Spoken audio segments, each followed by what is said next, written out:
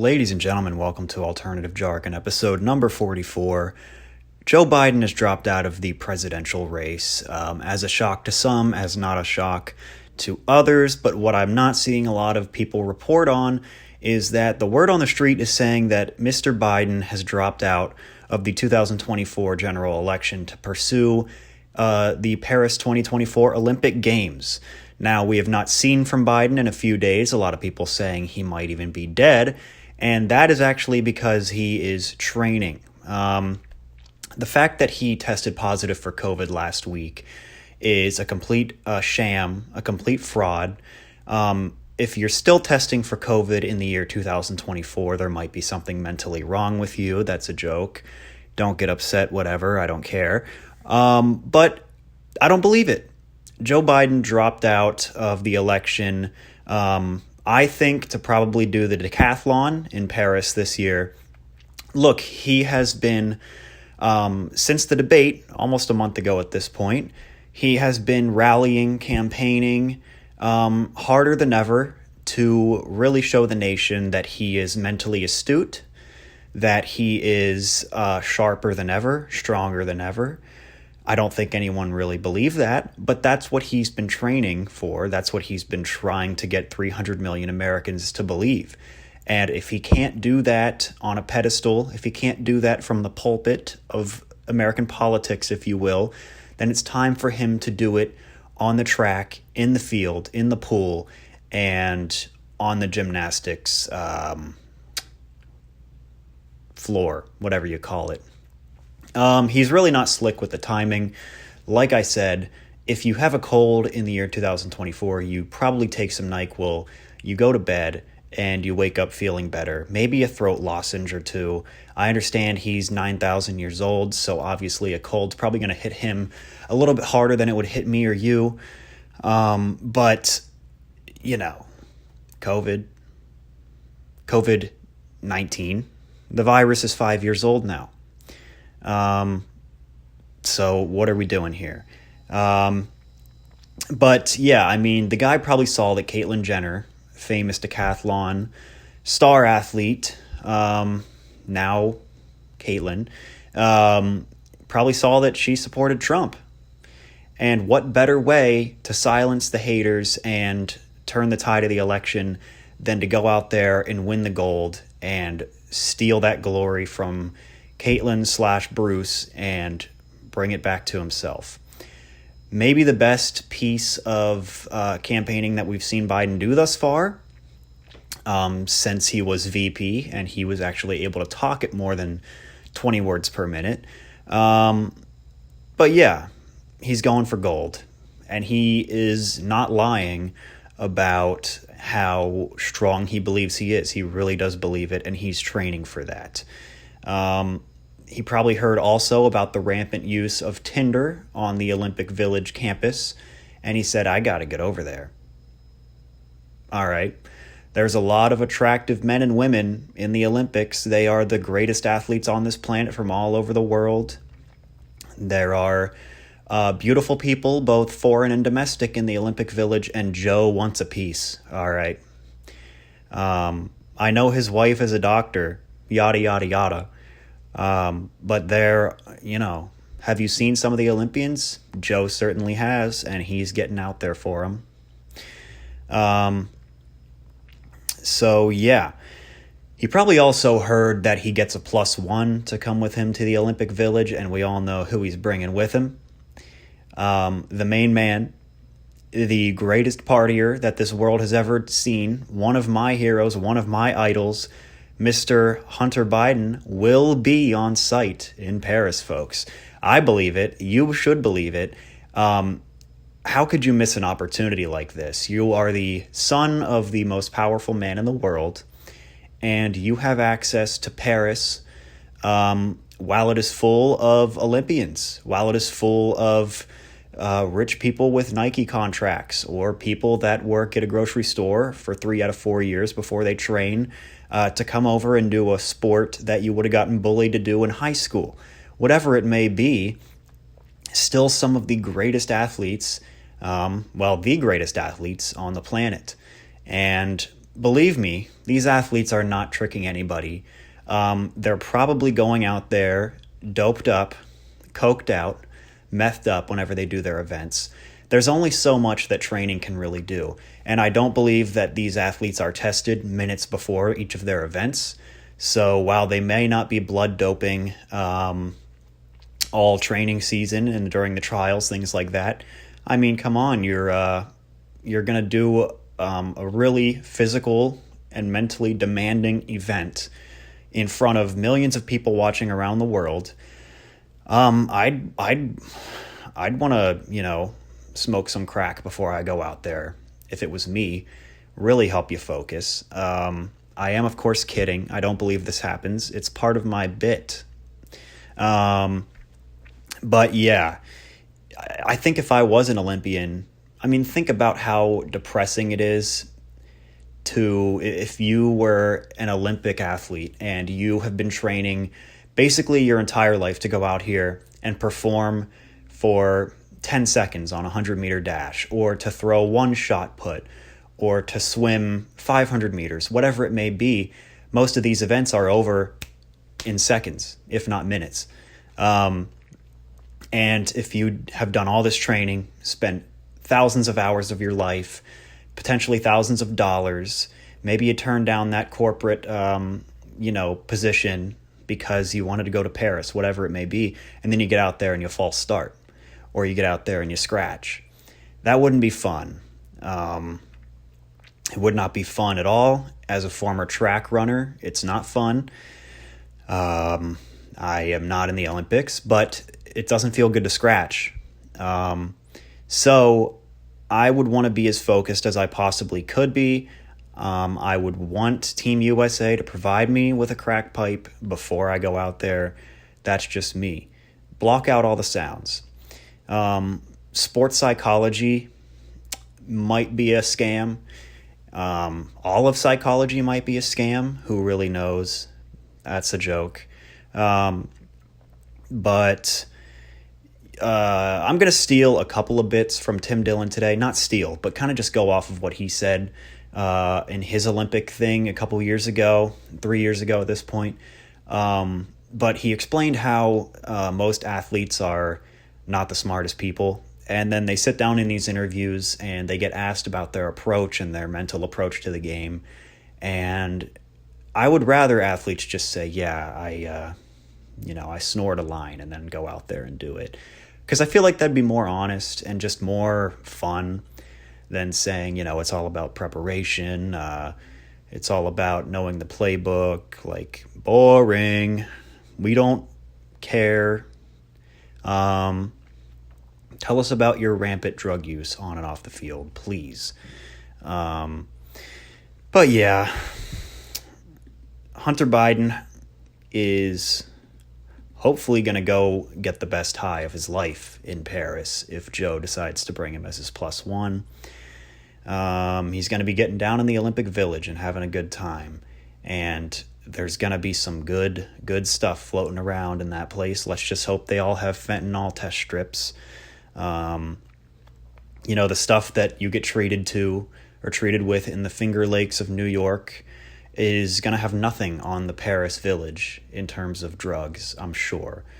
Hunter Biden has the Finger Lakes tattooed on his back, I believe. Like I said before, no, I'm not one of those people that scoured the internet for pictures of Hunter Biden's wee-wee or anything like that. But I have seen a few of them on Twitter, non-consensually. Sometimes you just can't avoid it. But yeah, he has the Finger Lakes tattooed on his back. Apparently it's a really big human trafficking place. It is what it is. We all have different hobbies. But a lot of people I'm hearing say that Joe Biden dropping out of the presidential race officially ends white boy summer. We did have two old white guys running against each other in the election for the second straight election cycle. But I believe you are wrong in that estimation. I believe that it's just the beginning of white boy summer, because if Joe Biden decides to take on the Paris Games, we are going to see numbers that you have not seen before, frankly. And the torch is about to be more lit than ever, if you will. this is, I mean, you have no idea what you're about to bear spectacle to if Joe decides to go out there and put on a show. I did see stuff too. It would be completely hilarious if Biden addresses the nation after dropping out of the race for the first time and he's just completely zeroed in and focused and like talking like it's 20 years ago again. That would be amazing. But yeah, this does mark the end of white boy election season. Most of our elections in this country throughout our nation's history have been white on white harassment, white on white crime. So we are deviating from that this year. We have unlocked a few new cards to enter the game. We have now got the race and gender cards back into the game, and it could not be better for identity politics at this time. Things are really about to get good in this election because when you have two candidates who can criticize each other neither on race or gender, it starts to get boring. They start to talk about real policy, and no one wants to hear about that in this country. We want to hear them like roast each other on Twitter. That is sort of what fuels everything that we do now. Who can ratio the other guy? So the fact that we potentially with Kamala running against Trump now, we are getting away from the policy and back to the identity politics that divide us so neatly is really great for this election, I think. Really going to be good for commercials, really going to be good for tweets, really going to be good for, adding fuel to the fire. Because who wants to hear about policy? If we wanted to hear about policy, we probably wouldn't have the last two presidents we did. That's not important to us anymore. We don't want to shake hands. We want to tweet at each other, things like that. So we've got new cards entering the game. And before you get mad at me for this comment on the race card and the gender card, it's a joke, first of all. And second of all, I'm not saying that either candidate holds an upper hand with these cards. I think that they're pretty evenly split. There is, it's a pretty even split. So whether you think it hurts Trump or it hurts Kamala or vice versa is up for you to decide and up for you to vote. But all I'm stating is that these cards are back in the game and they're going to be played whether you like them or not. So, yeah, identity politics in this election just got good and they're back and they're better than ever. But, it was a little bit boring before this. I mean, Trump is a German and Scottish New Yorker. Biden is an Irish Catholic. Boring. We have so many new fun cards to play with now. As for Kamala Harris, I know she's a woman, but I've got to be honest, I mean this in the most inoffensive way possible. I still don't know what her ethnic background is at all, because it seems like every time there's a new headline, Kamala Harris is either like a black woman, Native American, Southeast Asian. I have no clue. Honestly, give them all to her. I think she's probably going to need every advantage she needs in this election. Trump getting shot really, really boosted himself in this election, I think. So I don't really know, but just give them all to her. But on a real note, it is pretty crazy that Biden stepped down.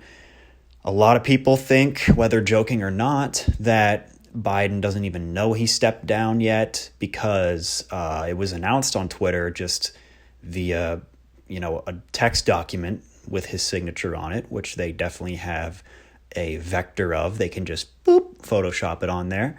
Some people thinking Biden is dead. And at this point, nothing surprises me. In the past week, we've had an attempted assassination. A guy stepped down. Nothing is off the table at all. And nothing has been off the table for some time now. I'd say the last 10 years, really, nothing's been off the table when it comes to politics in this country. One shocking thing after another. Eventually, it's not shocking anymore. Nothing is shocking anymore.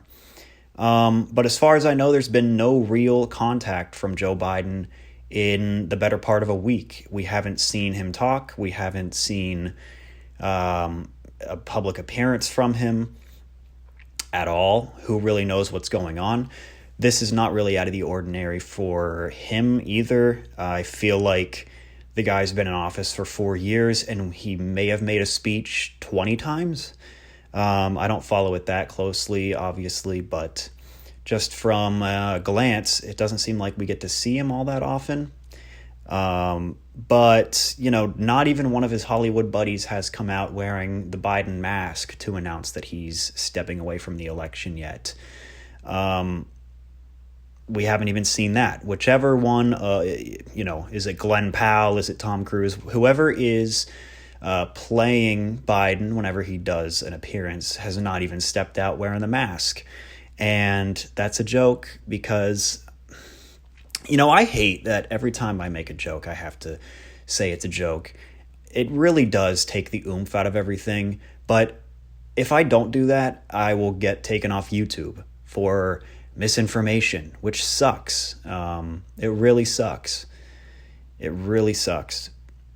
So that really does take the wind out of my sails. But I don't want to sit here and blabber on for a half hour and then upload it, and they'll go, "You're an arm of the propaganda network. You're trying to sway your 170 subscribers to believe that the country is being run by men in masks." It really sucks. It really sucks. This entire show is sarcasm, and if you can't notice that, you've got major issues. But yeah, it sucks. But yeah, if Biden is dead, it is what it is. It's sad. He used to be a solid guy in Washington, and it is sad that his legacy is going to be remembered for the last 4 years. Now, I'm not saying Biden is always good. He made a lot of pretty bad comments back in the 70s and 80s when he was a senator or whatever. A lot of very questionable racist things, questionable family members. But, I'm never going to blame Biden for his son's actions. If I was the son of a president and I had basically unlimited freedom, it would be hard not to be, a crackhead who sleeps with every lot lizard in the nation. That would be a hard thing. It would be tempting. It would be like straight out of the Bible temptations that got the angel Lucifer not turned into an angel anymore. You know what I mean?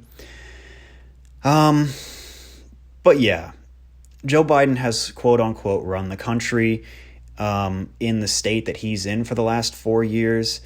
And let's not act like he's probably made a single real policy decision in that time. I know it's a really regurgitated point, but the guy doesn't know where he is or how to talk half the time. So basically, we haven't had a president for 4 years, and we are still afloat. You do have to feel bad for Democrats right now. They haven't had like a real choice for a nominee in 8 years. The last real nominee that they, I guess, voted for was Hillary in 2016. Biden got the nomination in 2020 as a 78-year-old guy based solely on the fact that he was Obama's vice president for 8 years. And now, I guess they did make that decision, but I do think there were a lot more people, a lot more Democrats in the field in 2020 that would have made a lot better people than Biden. I remember the first debate in June of 2019. I watched it because I was very bored. I watched the first Democratic debate. That always starts, there's like 15 candidates on stage, whatever. And out of those 15, whether it was the real people's vote or it was, the pulling the strings of the legacy elite Democrats, who knows, but we ended up with Biden, the oldest guy on stage. And now the DNC is going to throw Kamala Harris in for this election, it seems like. And that was not voted on by Democrats in any primary at all.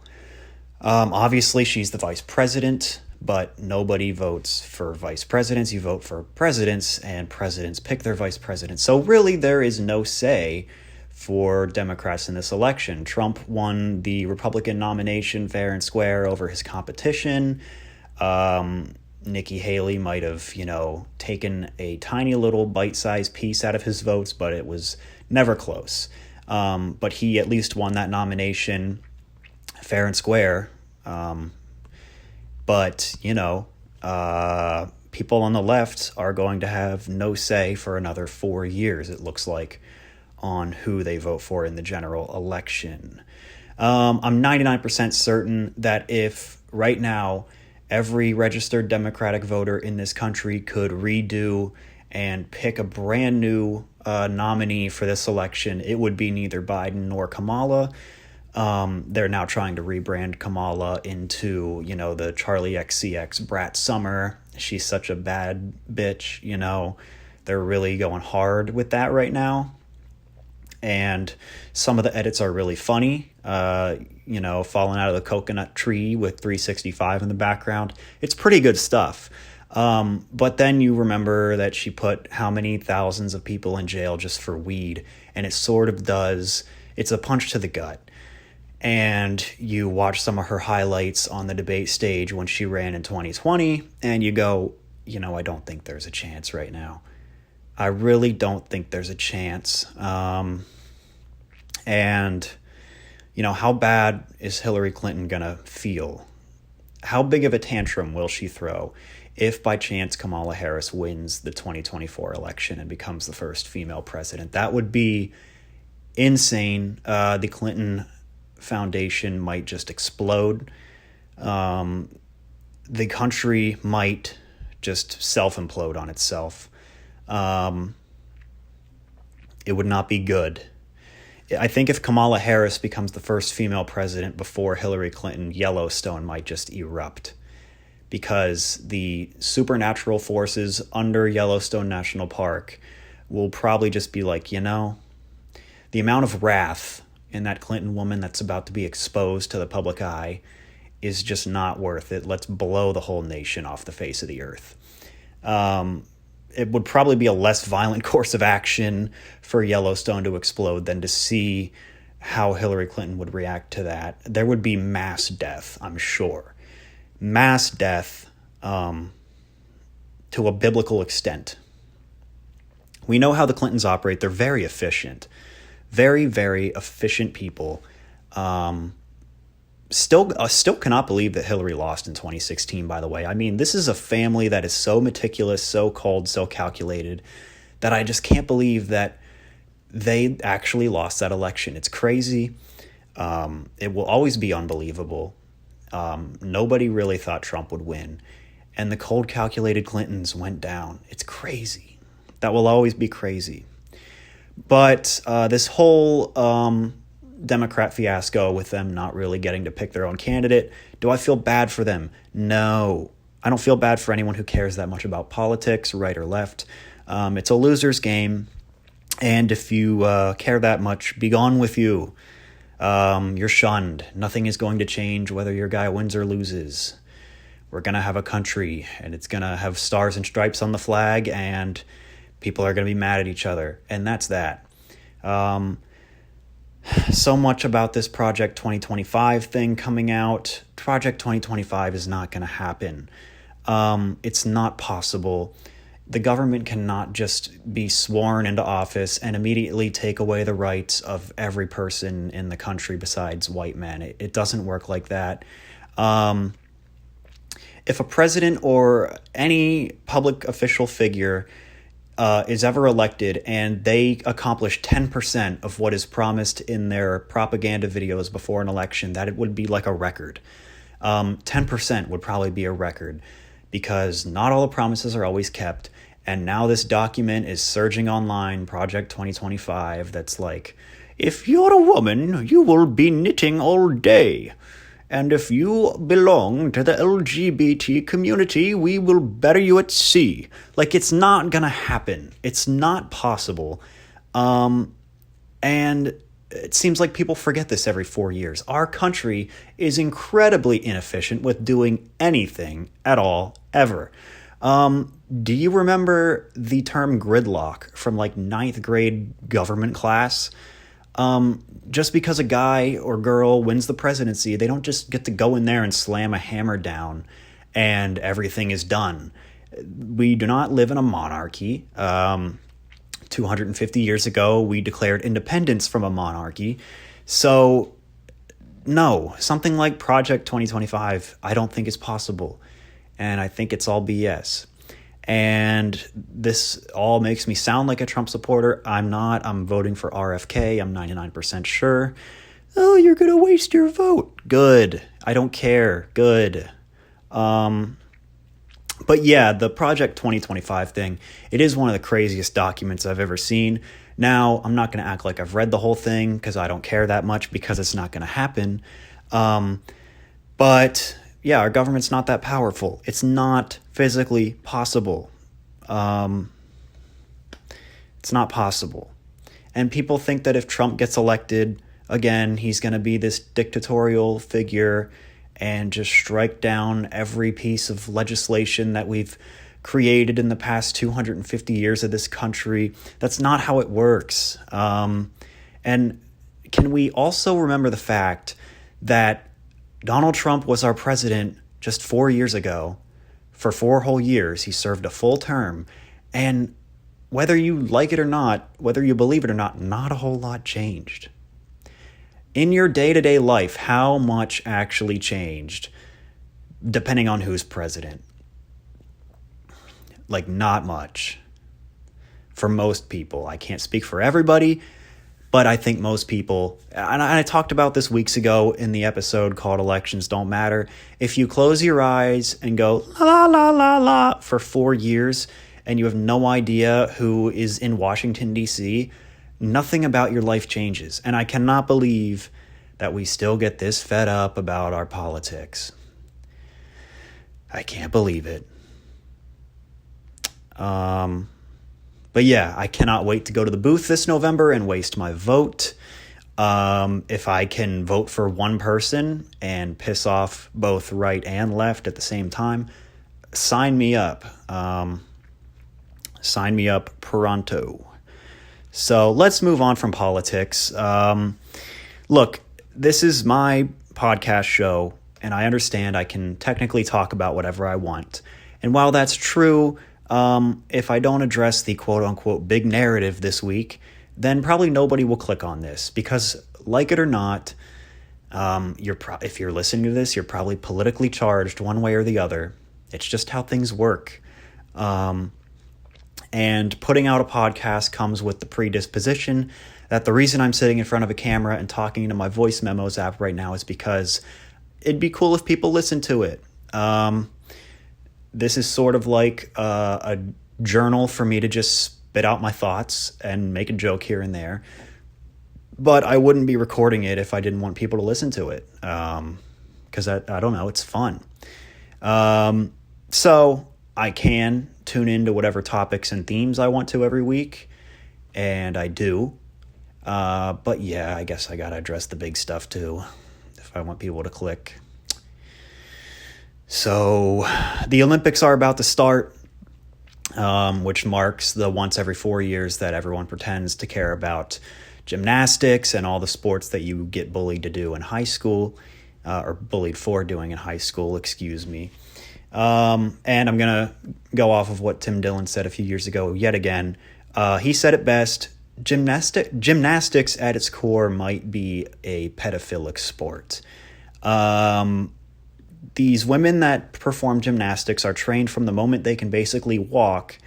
They're trained so hard that their growth is stunted and they look like a 10-year-old forever. I personally get really creeped out watching gymnastics.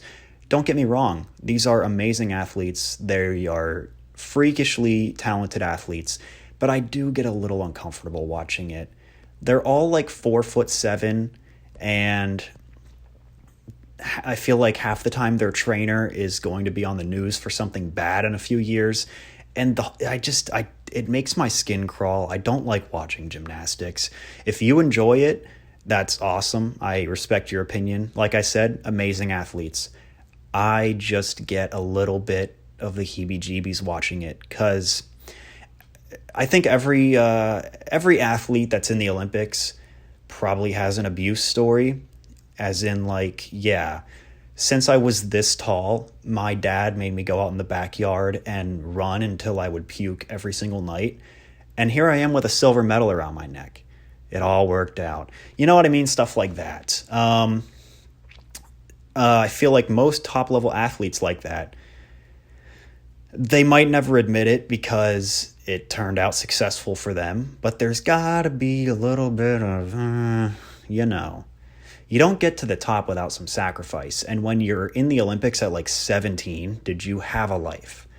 Or did your parents grow you on a test tube, force feed you non-GMO stuff from the gross aisle in the grocery store and make you a slave until you could hop on a flight and go get a medal?